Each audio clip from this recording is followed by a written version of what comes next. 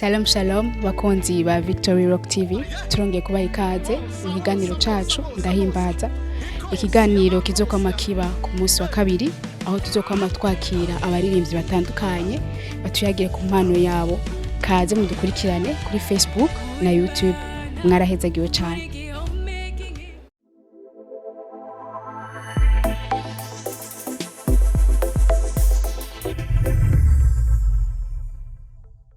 Shalom shalom turongeye kubakira mu kiganiro ndahimbaza turizera ko mumeze neza aho muherereye hose. Kuri uno munsi rero twagendewe n'umutumire adasanzwe ari kumwe n'abandi bashitsi benshi turaza kubaha akanya nabo nyene bidondore. Reka wenyene tumuha akanya abanza tubwire akazi. Nitwa Emmanuela niyo nizigiye hama ndakijijwe ego. Emmanuela turongeye kukakira muri ndahimbaza. Murakoze cyane. Wisange cyane aha ni muhira natwe turakijijwe. Murakoze cyane. None Emmanuela hoba hariho aka surprise watuzaniye urazi yuko iyo ugiye kuramukanya ahantu hariho agakemanyi canke agaseke ugenda ujaniye abantu. Wowe hari akantu wowe watuzaniye ngaho kuri Victor? Naje kubamenyesha igiteramo kidasanzwe kizobera mu gisagara ca Bujumbura. Kizoba umunsi w'itariki 17 z'ukwezi kwa kane ni kuwa Mungu isaha 8. Turumvise yuko Manuela ahejeje kutubwira yuko hariho igiteramo kizoba itariki 17. Itariki 17 ndibaza yuko mwese muzi yuko azoba ari kuri Pasika. Urumva turaronse map yo kuri Pasika nta bintu byo kuryama muhira mwavyumvise. None Manuela urashobora kutubwira kugira ngo iyo habaye igiteramo tuba dukeneye kumva yuko hariho abantu ati kanaka ni wazoririmba hazo hari kanaka mega iwanyu nawe bimeze gute? Iwacu azoba ari umugwi cyane cyane uzokora uvuye muri Kongo. Hanyuma hazoba hariho n'abandi batumire bino mu Burundi nka Pastor Lopez. Hariho ni n'undi mugwi witwa Graceful. Batumire bavuye muri Kongo. Esko wodusigurira gato canke ukaduha umuco kuri uwo mugwi uvuye muri Kongo? Mugwi witwa Chandelier de Gloire watanguye 2017. Hanyuma ufise ama album abiri. Album imwe yose irimo indirimbo iya mbere imwe indirimbo 8 iyindi irimo indirimbo 9. Uwo munsi rero bazoba baje gudusangiza indirimbo zabo. Muri twumvise ko bamaze gusohora album zibiri. Abarundi kanshi dukunze kwinteresa ku kintu iyo tuzi yuko hariho ikimwe muri ivyo bintu tuba tuzi.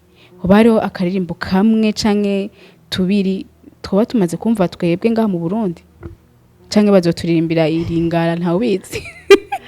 Oya harimo indirimbo dukunda no gukoresha ino mu Burundi ahubwo zizoririmbwa. Hariho iyo nkunda cyane yitwa Rafiki Mwema. Iyo ni uwo mugwi hamwe n'izindi nyinshi nyene. Hariho uvuze kuri iyo Rafiki Mwema naje ndayikunda iyo ndirimbo. Hariho n'iyindi ndirimbo baririmbye ryoshe nuko agatitire karansize mugabo turaza gusaba mu buhinga bw'ivyuma bakaducishirizemo kugira ngo mushobore kukabona namwe. Watubwiye yuko bamaze gusohora album zibiri. Ndibaza baramaze kugira n'ama tournée atandukanye. Kino gihe niho bazoshitse mu Burundi. Kuba keneye kubona indirimbo zabo imbere yuko dushika kuri le 17 ifo yuko nka jewe nje muri concert je negeza kuza indirimbo zose baza kurimba hamwe nibaririmba naje mvuga turi kumwe na cyane cyane. Urashobora kutubwira nimba hariho platform twodisanga ko kugira ngo tube turagira repetition tuzoze tutizizo? Chaîne YouTube yitwa Chandelier de Gloire. Umuntu wese ariko aranyumviriza aje kuri YouTube yandike Chandelier de Gloire agire like ayikunde agire comment agire subscribe kugira ngo ashobore kubona indirimbo zabo nyinshi kandi rero tuzoze twese twaziborotse. L'homme peuple de Dieu, je suis Mika Mpiana. Je suis le manager et chargé de communication du groupe Chandelier de Gloire. Alors, nous sommes en train d'inviter toute la population de Bujumbura à la grande activité qui se tiendra ce 17 avril. Le 17 avril à 14h juste. Ça sera à l'église Carpos. Invitez vos amis, invitez la famille, invitez tout le monde. Et nous allons passer des moments exceptionnels dans la présence de Dieu. Nous serons là avec tous les groupes au grand complet. En tout cas, Karibu, venez passer des moments exceptionnels dans la présence de Dieu. Nous serons très ravis de vous compter nombreux à cette activité-là. Tutafurahi sana, mwalike wa ndugu, majirani, marafiki, tutakuwa pale avec toute la famille, chandelier de gloire, na tutafurahi sana, tutaimba, tutachezea Mungu. Ça sera pour la gloire de Dieu. Karibu sana, nous vous aimons beaucoup. Watubwiye yuko hazoba hari iyo chorale ivuye muri RDC, hazoba hari na Pasteur Lopez, nta bandi baririmbyi hazoba hari iyo migwi ibiri gusa. hari undi mugwi wa Alain Paluku bitwa Graceful nawe nyene uzoba uhari. Ico gituma rero ibintu vyo gusiba vraiment ntibirimo. Alain Paluku ku batamuzi ni umuririmbyi w'umukongomani nyene aheruka gutwara sinzi ko ari igikombe canke yabaye wa mbere muri Majabu Talent. Rero azoba ari iteka ridasanzwe yuko kumubona hagati yacu, turizera yuko atanumwe azosiba, dukeneye kubabona mwese muri hajya kuko bizoba bishushe nyene ucu vyumva nawe.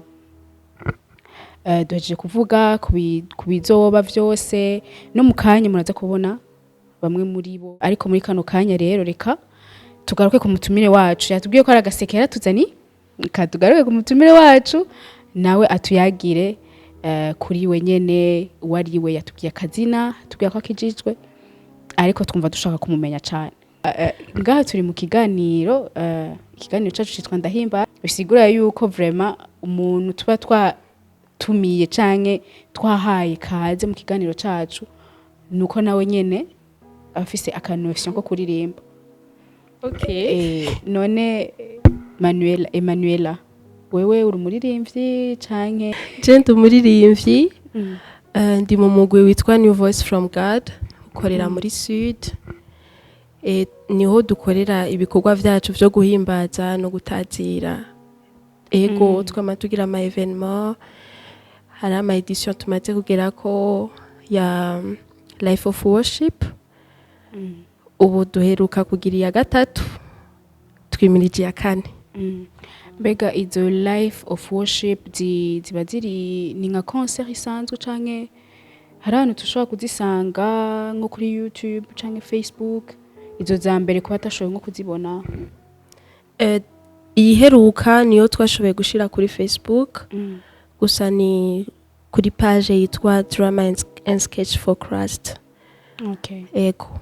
Abeko baradukurikirana, mugende mukurikirane iyo chaîne ya YouTube Drama for Christ. Ego and Sketch for Christ. Mubashigikire, mufyonde like, mubakurikirane. Ndizera neza yuko ibiganiro vyabo biryoshe canke ama worship yabo aryoshe. None nk'umuririmbyi umwe wese abafise ukuntu abona louange na adoration canke definition wewe ubiha ubwawe. Kuri wewe louange ni iki canke adoration ugifata gute? Kuri jewe nibaza yuko biri kumwe. Hariho umwanditsi nakunze cyane yariko arandika avuga yuko ntushobora kuvuga ngo hariho umwanya wa louange ngo n'umwanya wa adoration, kubera vyose birajana. Uko uhimbaza Imana ni kuyitazira. Ego. Hama hari igihe tubikora mu buryo butandukanye, hari umuntu mugabo duhamagarirwa guhimbaza cyane cyane n'imibiri yacu, kubera nkuko Paulo yariko aravuga ngo ndabingize ngo mutange imibiri yanyu ngo cike ibimazi bitima bihimbara Imana.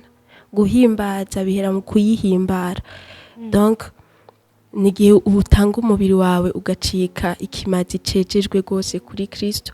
Hama bijya vyose tuca dukora dufukama, turirimba, tumanika ibiganza, tuvuga ubutumwa naho nyene ni kimwe mu guhimbaza Imana, tujyama hasi.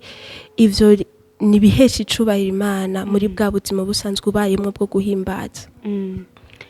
Asha nukuri nta kindi kintu nokongera ko yabivuze neza, yabisiguye neza mu majambo atahuritse cyane. Akoze?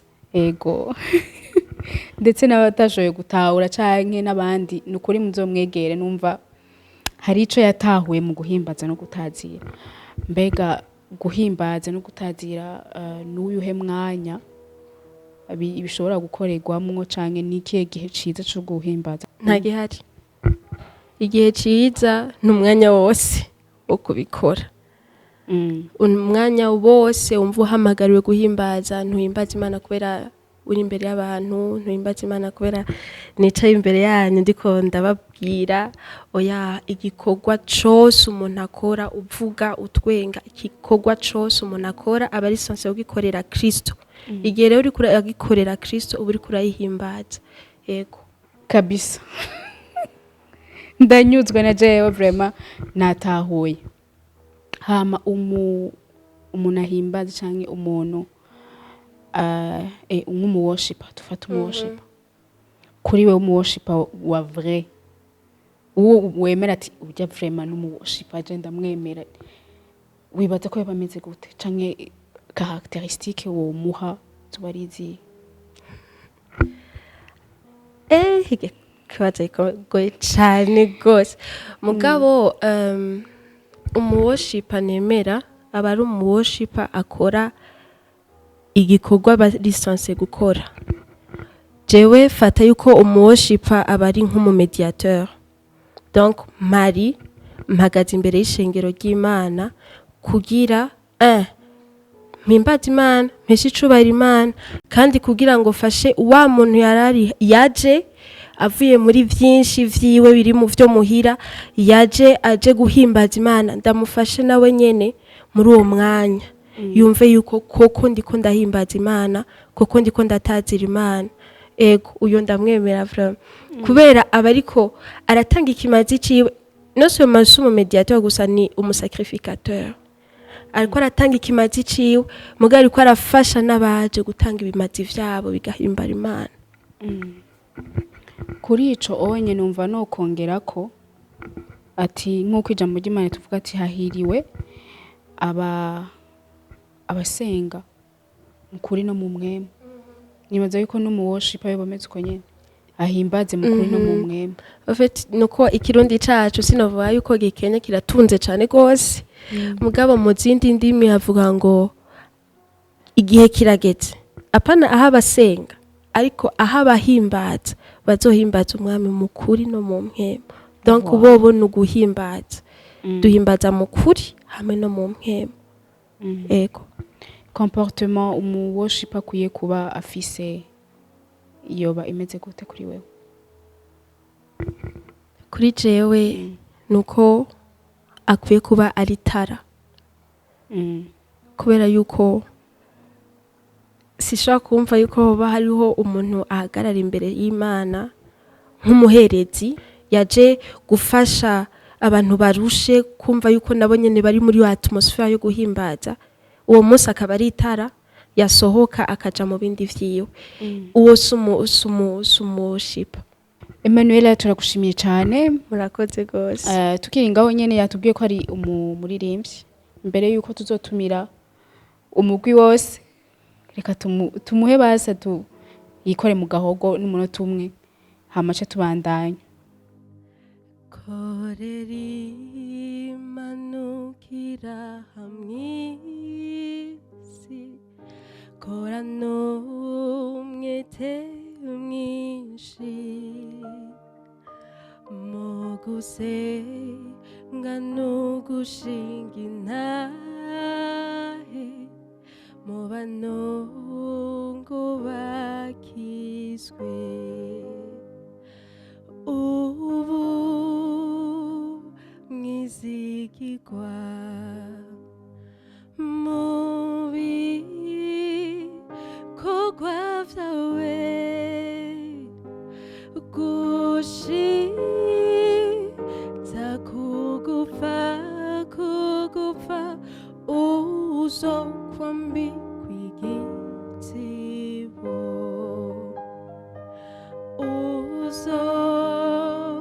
uzobona abantu baza kukugwako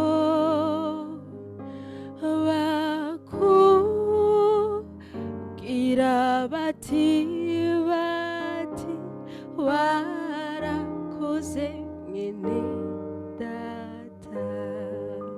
ikibazo canje hariyo ijambo ryo muri Bibiliya muri Zaburi ivuga ngo turirimbe ihoraho indirimbo nsha. Iryo jambo kuri wewe rikubwiye iki? Okay. Kuri iyo suje kuririmba indirimbo nsha ni kuririmba indirimbo nk'ubu par exemple uricaye ngaha uri kurasenga hariho indirimbo iri kurakuzamo muririmbire uhora indirimbo nsha nibaza ko ari ico gihe utangura kuririmba iyo ndirimbo. Hari abavuga yuko ari kuvuga mu ndimi, kuririmba bavuga mu ndimi, hari n'abavuga yuko ari kuririmba uwo mwanya nyene ikiko kiratutubiza kiko kiraseseka uwo mwanya uri kurarisenga. Umwe wese bafise inyishu yiwe. Kuri jewe uko naritahuye iryo jambo natahuye yuko umuntu yamafise ikintu gishasha Imana yamukoreye mu buzima. Niyo ndirimbo nsha rero no musi hari abariko bari mu bitaro wowe uriko uratambuka no musi wafunguye si bose bafunguye ibintu nk'ivyo hama hari ikintu nta kintu nigere buri kintu gishasha nico gituma ntahura canke rimwe biragoye gutahura ingene abaririmbyi twama turiko turimba za ndirimbo nyene mbwa hari ibintu Imana ikora dukorera bishasha byari bikwiye ko tugira indi ndirimbo nsha. Bon ça c'est mon avis. Nawe ko dukurikira ndibaza arafise ukundi kuntu babitahura cyane. Emmanuel rero turagushimiye cyane. Murakoze. Wakoze kuza kuduteramisha kuri no munsi. Nawe murakoze ku makano kanya. Yego turizeye ko nundi munsi twaguhamagara uri kumwe n'umugwi wawe uzokongera ukatwitaba cyane gose tuzohaba ko muradukurikirana. Muri kano kanya naho tugira duha akanya babashitsi bamwe bazokongera akaduteramisha ijya le 17 baducishirize ko kugira ngo mubone ukuntu ibintu bizoba bimeze bizoba ari ibintu vyiza cyane. Reka tubaha akanya kugira nabo bongera duteramishe. Imana ibamugisha. Shalom peuple de Dieu, c'est l'adorateur Alkis Hurry. Je suis ici à l'émission Rock TV pour chanter, adorer ensemble avec vous. Que Dieu vous bénisse.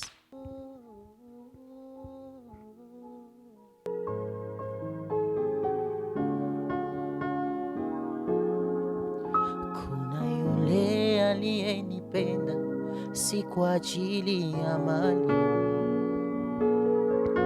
alinipenda wala hakujali udhaifu wangu, akanionyesha upendo ambao sijaona kwa wengine.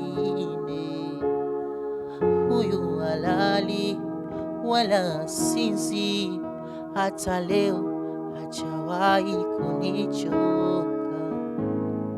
Sikumtafuta, ni yeye alikuja kwangu.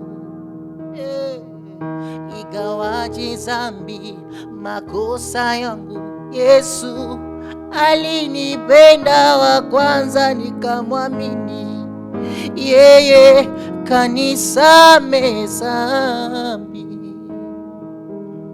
Upendo wake Yesu wanishangaza. Yesu, huyu Yesu rafiki mwema. Yesu, huyu Yesu ninamupenda. Yesu, huyu Yesu rafiki mwema. Yesu, huyu Yesu ninamupenda. Huyu Yesu rafiki mwema. Yesu, huyu Yesu ninamupenda sana. Yesu, huyu Yesu, huyu Yesu.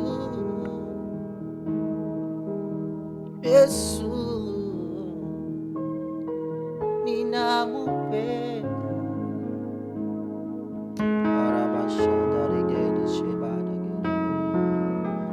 Usukwa urima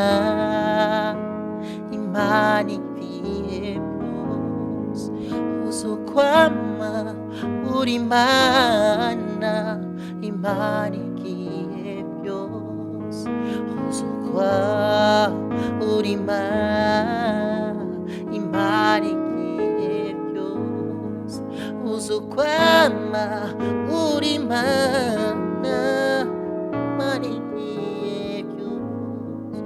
uzukwama mana uzukwama mana uzukwamurimana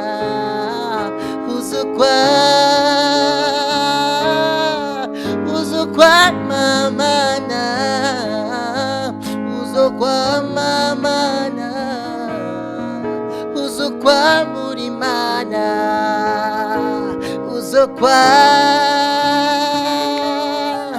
Oceana mana, Oceana mana, Oceanuri mana, Ocean, Hallelujah, Hallelujah, Hallelujah mana.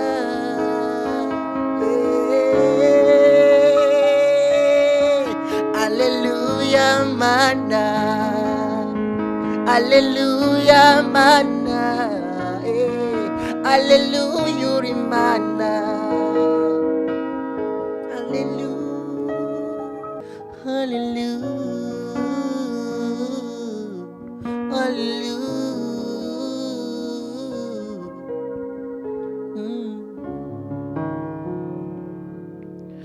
Hallelujah.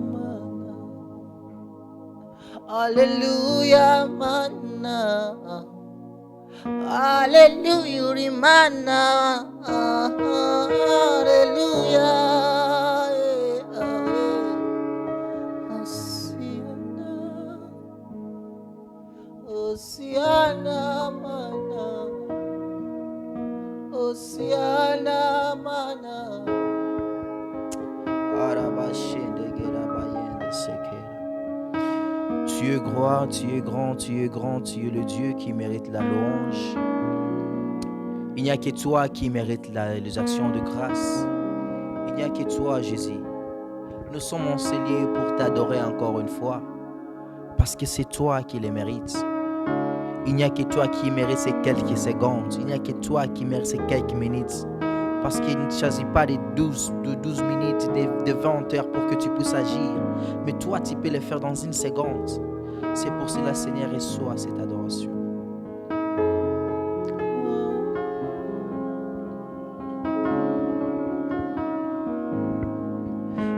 Unafanya mambo ambayo wanadamu hawezi kufanya. Unatoa faraja ambayo mwanadamu hawezi kutoa. Fanya mambo ambayo mwanadamu hawezi kufanya. Unatoa faraja ambayo mwanadamu hawezi kutoa. Haufananishwi na kitu kingine, haufananishwi na kitu kingine. Unafanya mambo ambayo mwanadamu hawezi kufanya. Unatoa faraja ambayo mwanadamu hawezi kutoa. Unatoa upendo ambao siwezi kutoa Baba. Unafanya mema ambayo mimi siwezi kufikiria. Wewe ni mwema, wewe ni Bwana. Haufananishwi na kitu kingine, haufananishwi na kitu kingine.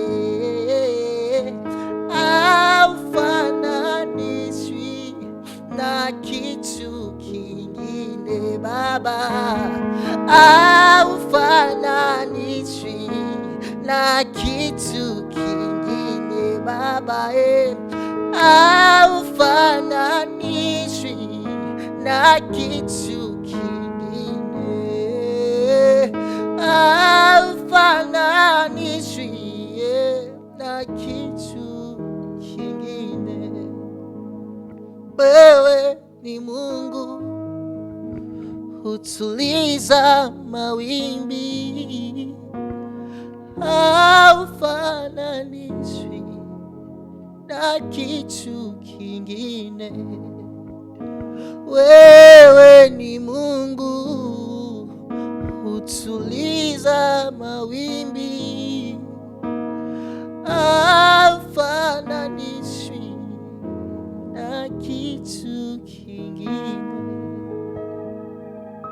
Wanemane umutima, ukuramya ususamo, umukawa uyu musi ibivamo birabu. Singura umunyamanga ukundi, amaraso yawe yaracunguye, ndumwe mu bwoko bwawe, si byakera byarashize neza aho ndashima. Singura umunyamanga dukuri, amaraso yawe yaracunguye, ndumwe mu bwoko bwawe, si byakera byarashize neza aho ndashima. Merci. Que Dieu vous bénisse de passer avec moi ces quelques minutes. Que la paix du Seigneur soit avec vous. Amen.